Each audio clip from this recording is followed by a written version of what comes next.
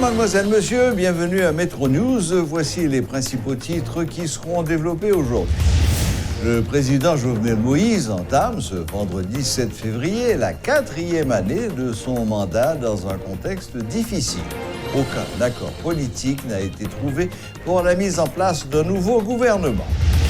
Ce 7 février 2020 ramène le 34e anniversaire du départ de Jean-Claude Duvalier, mettant fin ainsi à 29 années d'une dictature féroce qui a fait des milliers de victimes.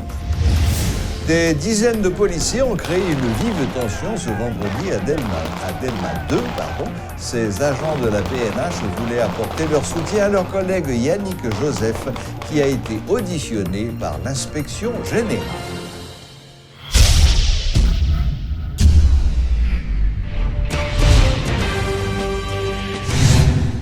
Une vive tension a régné ce vendredi à l'inspection générale de la police nationale qui se trouve à Delma 2.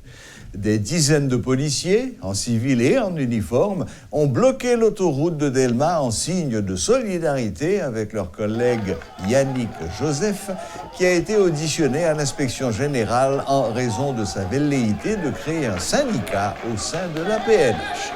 Les policiers qui voulaient récupérer l'agent de la PNH ont brisé plusieurs matériels à l'intérieur du bâtiment. Les protestataires ont tiré en l'air, créant ainsi un vent de panique dans la zone. Des écoliers qui sortaient de l'école ont eu toutes les peines du monde pour traverser ce secteur.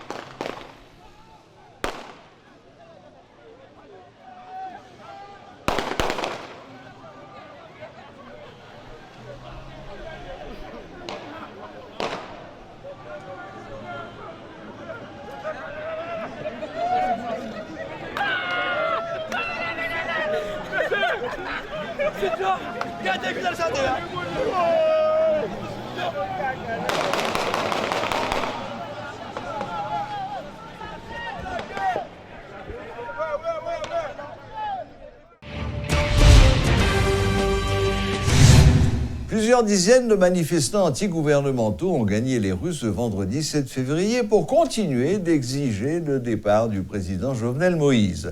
Partis du Champ de Mars, les protestataires ont sillonné plusieurs rues de la capitale avant de mettre un terme à leur mouvement au carrefour de l'aéroport.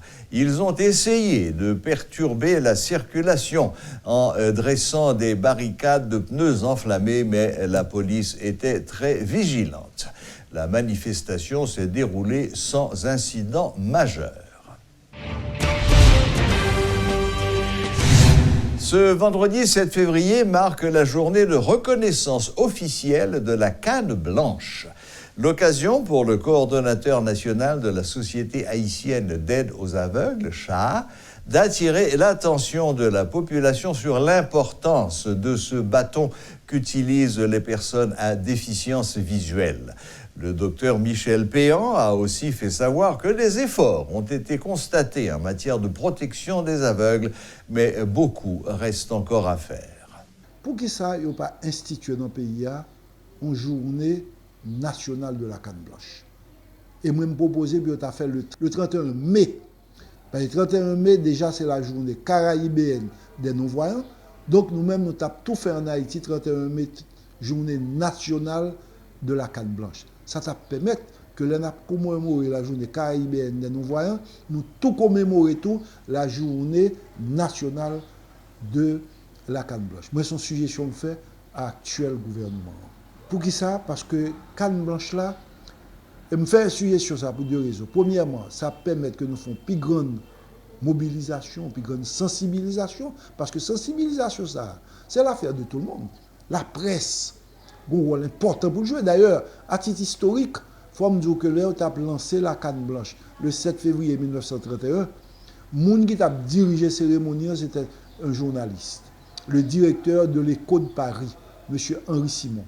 Et c'est lui-même qui a pris ça en main pour que finalement, en France, il vienne accepter la canne blanche comme un outil qui est officiel. Parce que dans le code de l'action sociale et des familles, il a inséré question ça dans le code des familles.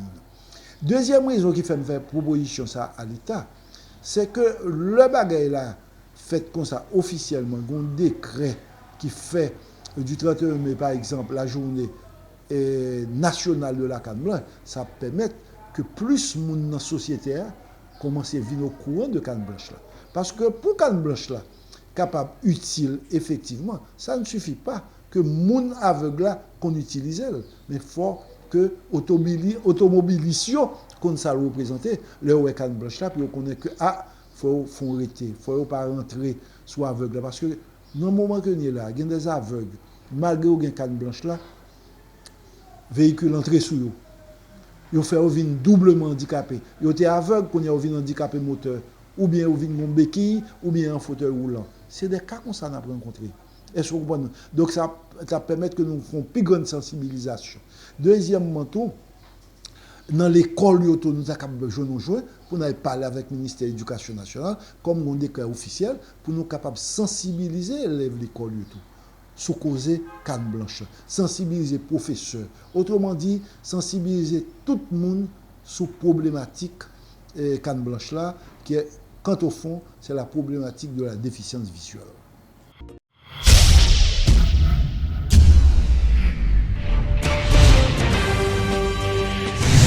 « 7 février 86, 7 février 2020, il y a exactement 34 ans, prenait fin la dictature des Duvalier. Depuis, nous sommes dans cette transition qui n'en finit pas.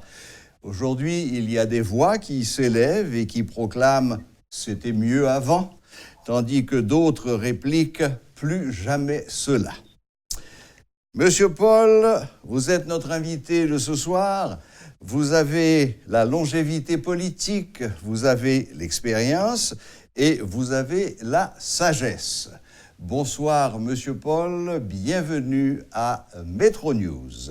Bonsoir, Monsieur Klein, bonsoir à tous les auditeurs et toutes les auditrices de Télémétropole. C'est toujours avec plaisir que je réponds à votre invitation pour analyser la situation politique. Parlant du 7 février, il s'agissait d'un jour historique où il y avait une ambiance de liesse, de joie, et d'un côté, et d'un autre côté, une manifestation de douleur, parce que à côté des gens qui se manifestaient parce que finalement c'était la fin du règne des Duvalier, le règne de la dictature, mais il y avait aussi des gens qui ont été agressés, qui ont été lynchés et qui ont été massacrés. Et au niveau du peuple haïtien, il y avait ces deux sentiments, ceux qui étaient considérés comme des vainqueurs et d'autres considérés comme des vaincus. Alors, j'ai voulu toujours considérer ces deux aspects de la journée historique du 7 février 1986. Oui, bien sûr, c'est une date absolument historique et ce n'est pas par hasard non plus que le 7 février a été retenu comme date qui devait marquer l'arrivée d'un nouveau président. Mais revenons à ce que je disais tout à l'heure, Monsieur le Premier ministre. Je disais, il y a ceux qui disent c'était mieux avant et il y a ceux qui disent plus jamais ça. Vous, avec le recul, avec les 34 ans de recul, qu'est-ce que vous dites, vous? Vous dites c'était mieux avant ou vous dites plus jamais ça? Il y a pas de similitude entre compétition et combat. C'est-à-dire qu'on ne peut pas faire une compétition entre le mauvais et le mal. Et c'est du pareil au même. Alors, il y avait une nécessité de combat et on était arrivé à un tournant où il fallait une rupture avec la dictature. Alors, plus de question de parler d'un retour à la dictature. Et la dictature a été renversée par une sorte de révolte populaire. Il ne s'agissait pas d'un coup d'État, c'était le peuple qui en avait marre et les gens qui étaient victimes. Et c'était suite à l'assassinat de 3 jeunes écoliers, Mackenson Michel, Daniel Israël, Jean-Robert Cyrus, au Gonaïve, le 28 novembre 1985. C'est cet événement-là qui avait motivé la population à travers le pays, particulièrement les jeunes, qui avaient jugé nécessaire de se débarrasser de la dictature vieille de 29 ans. Exactement. Mais c'était les jeunes, c'était aussi l'armée, c'était aussi l'Église catholique. C'était aussi des secteurs organisés de la société. Je me rappelle, Hadi avait pris position contre la dictature, contre le totalitarisme. Il y avait à l'époque une personnalité comme le professeur Ronnie Desroches, qui était directeur du collège Byrd, qui au nom du secteur de l'éducation avait pris position en dépit du fait que le collège Byrd a été l'école où fréquentait Jean-Claude Duvalier, c'était l'école où fréquentait une certaine couche de la petite bourgeoisie, et il y avait la conférence des évêques, la conférence des religieux, il y avait des organisations de l'église protestante, du vaudou, il y avait une sorte de ralliement des différents secteurs organisés de la société. Et dans les coulisses, il y avait aussi des duvalieristes, il y avait des divergences au sein du régime entre jean-claudisme et duvalierisme, mais il y avait des gens qui pensaient que le moment était arrivé pour une rupture avec la dictature duvalieriste. Bon, et donc, une fois cette journée historique passée, nous sommes entrés de plein pied dans ce qu'on appelle jusqu'à aujourd'hui la transition. Alors, d'après vous, quelles sont les raisons objectives qui font que cette transition soit, jusqu'au moment où nous parlons, un tel fiasco? Eh bien, c'est parce qu'il y avait toujours une mauvaise façon d'aborder les enjeux. C'est-à-dire, il y a toujours une tendance à privilégier la confrontation, une confrontation stérile. Alors, de mon point de vue, il y avait une grande opposition à Duvalier, à l'intérieur et à l'extérieur du pays, mais il n'y avait pas une concertation, il n'y avait pas une convergence de forces anti-duvalieristes pour la démocratie. On était tous optés pour la démocratie, mais on n'était pas organisé, il n'y avait pas une vision clairement définie de ce qu'on allait faire après Duvalier. Et c'est ce qu'on est en train de payer. On a improvisé l'après Duvalier. Et d'ailleurs, c'est ce qui a permis que Duvalier, même au moment de son départ, a joué son rôle de président à vie. Parce que n'oublie pas, l'une des missions de la présidence à vie, c'est garder le pouvoir jusqu'à la mort, mais de pouvoir désigner également son successeur. Alors Duvalier même, en partant, a pu désigner ses successeurs en plaçant le Conseil électoral, le Conseil national du gouvernement, composé de gens, pour la plupart, connus comme étant des duvalieristes. Absolument, oui, tout à fait. Mais vous dites que l'opposition à l'époque manquait de cohérence, mais objectivement, est-ce que sous le régime duvalieriste, cette opposition avait la possibilité de s'organiser? Est-ce que ce n'était pas signer son arrêt de mort que d'essayer ouvertement de se mettre ensemble pour protester, pour s'opposer? Oui, c'était difficile. C'était difficile parce que aucune action d'opposition n'était acceptée. On n'avait pas le droit à l'opinion contraire. On n'avait pas droit à l'organisation de réunions. On a eu des gens qui ont résisté, qui ont pu quand même organiser à leur risque et péril, et qui ont beaucoup souffert d'avoir pris ces engagements, qui arrivaient à organiser des partis politiques. Je veux parler des personnalités comme Silvio Claude, comme Grégoire Eugène et d'autres.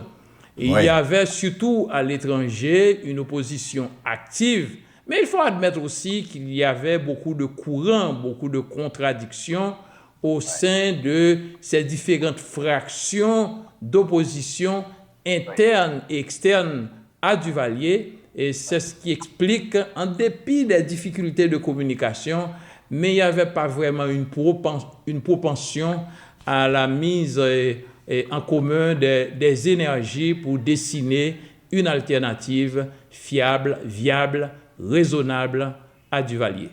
Voilà. Maintenant, revenons à cette transition. Qui, selon vous, porte la principale responsabilité de l'échec de cette transition? Qui ou quoi? Bon, il n'y a pas une personne. Il y a toute une situation. D'abord, le fait on peut dire que les héritiers des Duvalier, les gens qui ont remplacé Duvalier, n'avaient pas compris la nécessité de chercher à composer avec les gens qui représentaient la sensibilité anti-duvalieriste qui a conduit au renversement du régime d'une part.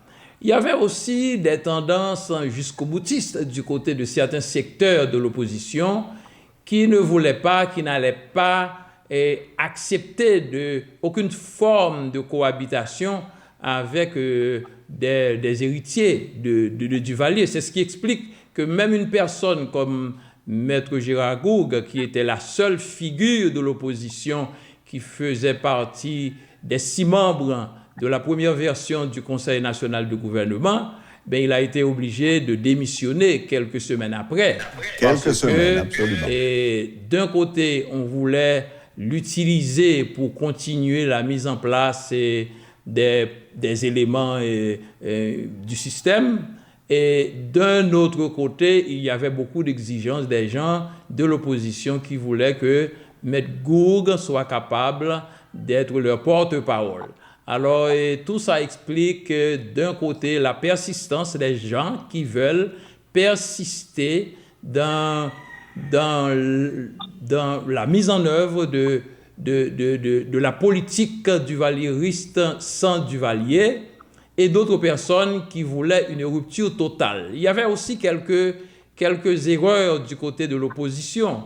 C'est-à-dire, je prends à l'exemple de ce qui s'est passé en novembre 1986, quand les Duvalier ont décidé d'organiser leur propre parti politique, et le secteur démocratique a protesté disant que les Duvalier n'avaient pas le droit d'organiser un parti politique. Pour moi, ça a été une erreur parce qu'ils avaient le droit, en tant que citoyens, d'avoir leur sensibilité politique dans une dynamique démocratique, mis à part ceux qui étaient connus comme des tortionnaires ou bien des gens qui étaient jugés pour avoir dilapidé les fonds publics.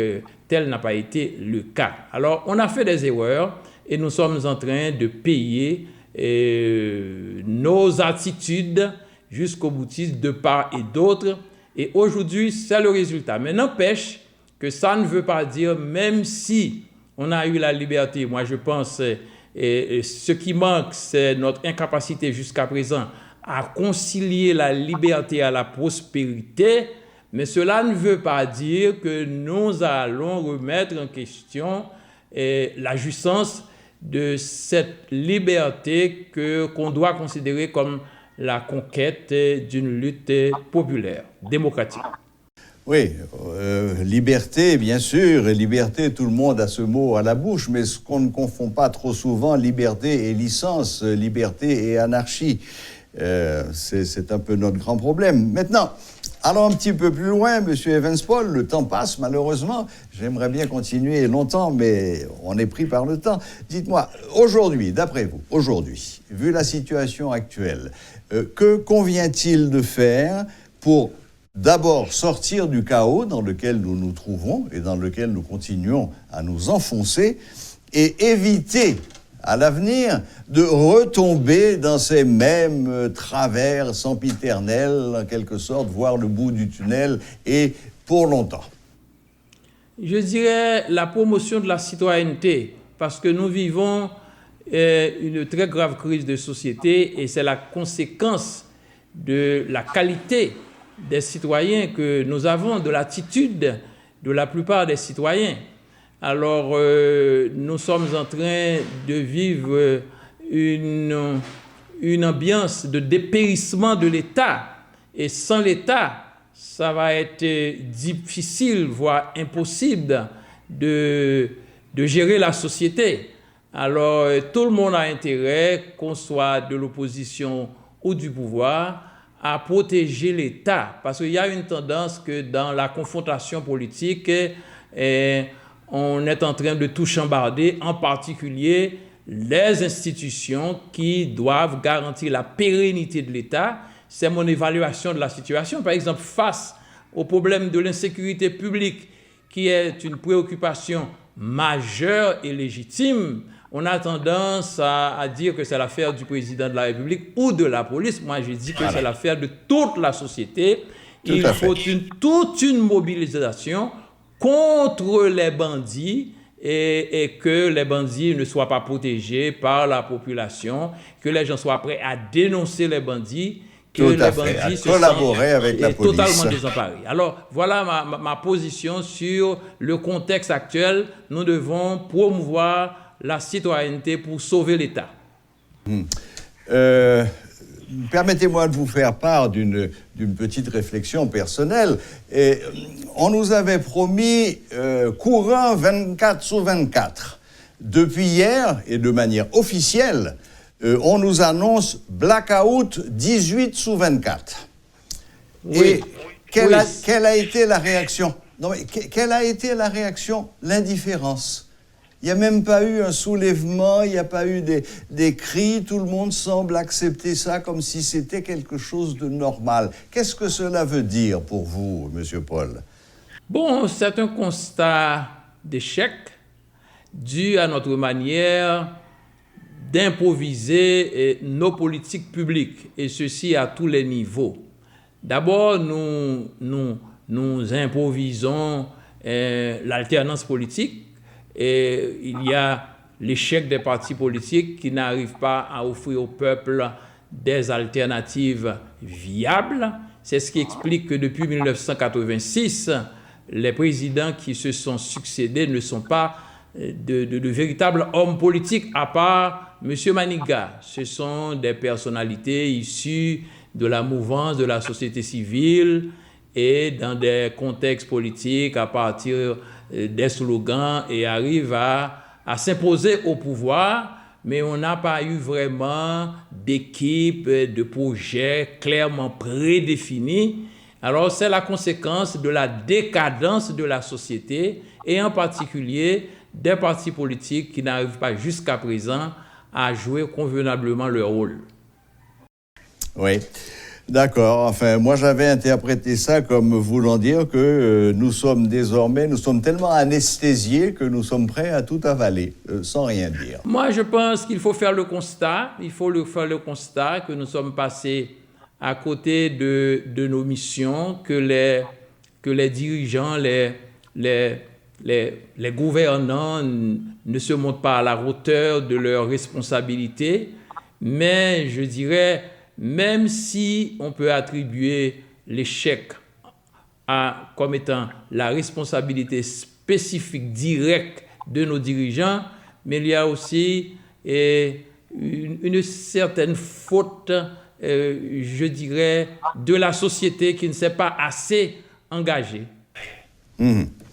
Un dernier mot, vraiment, Monsieur Evans-Paul, quelle est votre opinion sur les pourparlers? Je ne sais pas si je dois dire pourparlers en cours, puisque on nous a annoncé qu'ils avaient repris pour nous dire après que ça avait été annulé pour cause d'insécurité. Enfin, bon, il n'en reste pas moins que pendant 3 jours, à l'annonciature, une partie de l'opposition et le gouvernement, sous le chapeau non pas sous le chapeau, mais en présence des observateurs de la communauté internationale et des religions ont finalement commencé à discuter, ont commencé les pourparlers pour essayer de sortir de cette crise.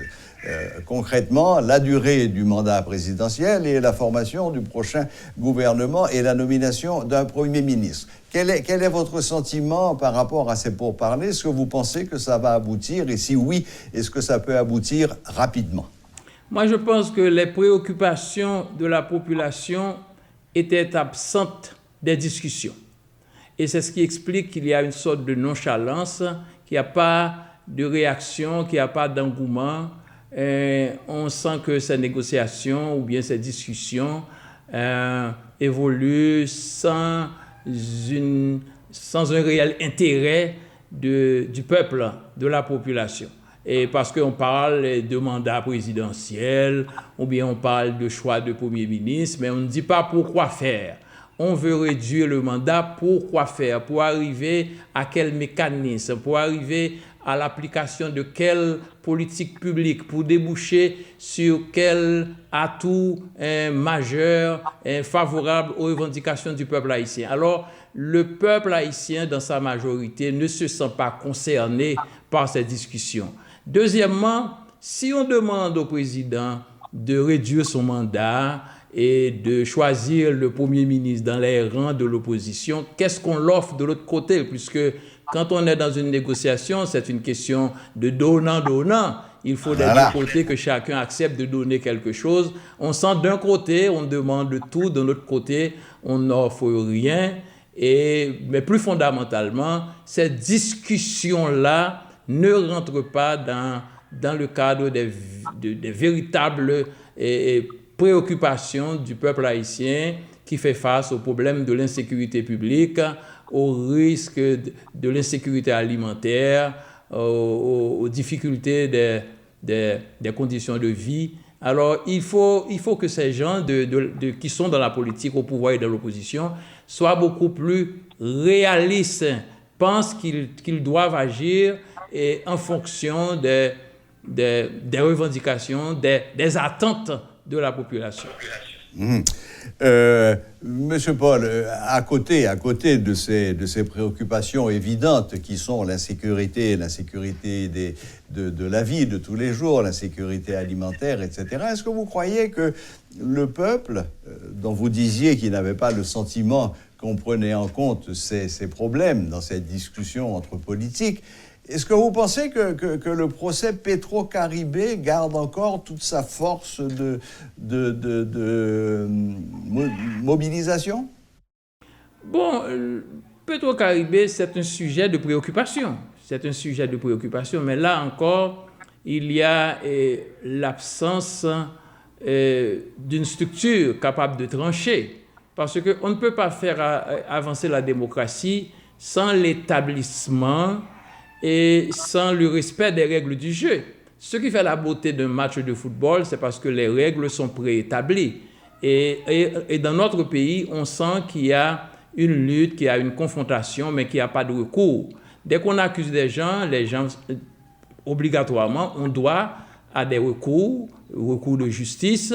Et recours de justice, c'est du côté des gens qui posent des questions, qui ont le droit de poser des questions, mais du côté aussi des gens qui sont accusés. Il faut qu'on ait une justice capable de prononcer le mot du droit. Et c'est ce qui manque dans ce pays. Si on veut faire une sorte de parallèle avec ce qui se passe aux États-Unis, il y a une confrontation politique entre les deux grands partis qui dirigent le pays, mais on voit que ce pays-là se donne la capacité de trancher. On ne se laisse pas entraîner éternellement dans une confrontation stérile. Et c'est ce qui manque en Haïti, Petro-Caribé ou autre. Il faut avoir la capacité, les prédispositions pour trancher. Parfait, Monsieur Evans-Paul. Eh bien, je disais dans mon introduction que vous avez à la fois l'expérience et la sagesse. Eh bien, vous venez encore une fois d'en faire la démonstration. Merci de nous avoir accordé un peu de votre temps cet après-midi et bonne fin de soirée. Merci, Monsieur Clan. Bonne fin de soirée aussi. Au revoir. Au revoir. Voilà, c'était l'ancien Premier ministre Evans-Paul qui revoyait très rapidement avec nous depuis le 7 février 86, fin de la dictature des Duvalier, jusqu'à aujourd'hui, qui survolait avec nous cette transition qui n'en finit pas et qui n'arrive pas à nous sortir du chaos dans lequel nous sommes encore. Voilà, la boucle est bouclée. Merci de nous rester fidèles. Excellent week-end à toutes et à tous et à la prochaine, même heure, même chaîne.